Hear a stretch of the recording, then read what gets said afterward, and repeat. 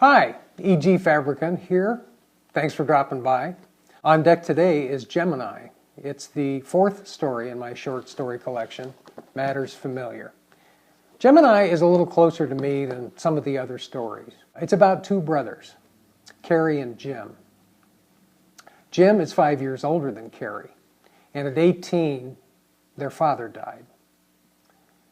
Cary was 13, and so what that meant is that Cary was stuck at home to feel full force the grief of their domineering mother. A little bit of Gemini. Why? Jim's shoulder shook violently. It was Terry, gruffly semi-conscious. Doorbell! She rolled away, taking covers with her. A minor curse of their marriage was that he slept deeply, and neither of them was attractive and wakeful at the same time. The amber display read 1:43. He sensed the flap and whine of awnings and spatters on the glass. He snagged his flannel robe, wrapping and tying as he stumbled downstairs. The chimes cycled under a persistent finger, and guttural growls crackled through the intercom speakers.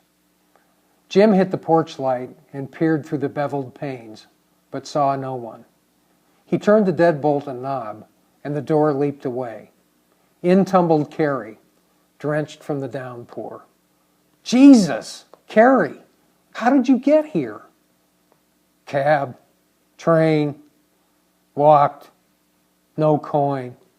He was drunk, underdressed, trembling, and bluish, and not due to the poor light. From Hayward? That's 2 hours by car. Can you stand? Jim propped and pushed, but it was as futile as wrestling a giant, soggy Pillsbury doughboy. I'll get towels, don't move. Cary coughed and gurgled, amused. Jim returned, dragged Cary fully inside, and bolted the door. He yanked off his sneakers and socks, and peeled his soaked windbreaker and sweatpants over his lanky extremities in membrane-like sections, leaving his underwear. He mopped and rubbed, drying and warming. Cary came around some and found an elbow.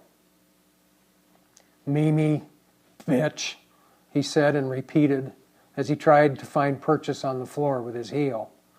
He failed, but Jim managed his head into the new arm crook and squat thrust them both to approximately vertical. He steadied them with difficulty and explored movement enough to learn that Cary might participate.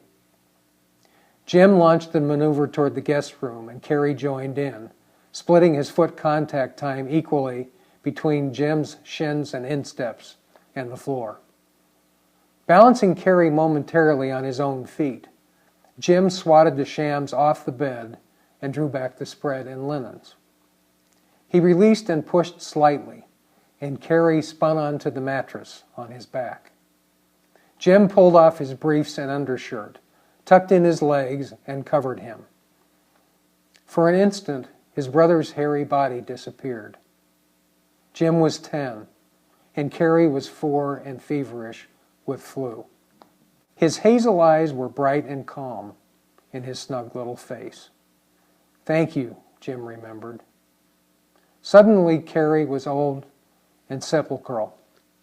His eyes were dull and sad, but smoldering a bit, and colder than his sallow skin. Leave me alone.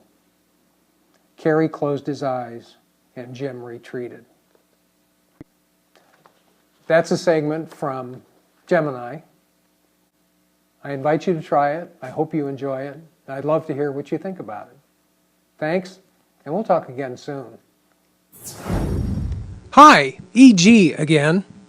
Matters Familiar is available in trade paperback from Amazon.com online and from your favorite book dealer, and for your preferred ebook reader everywhere.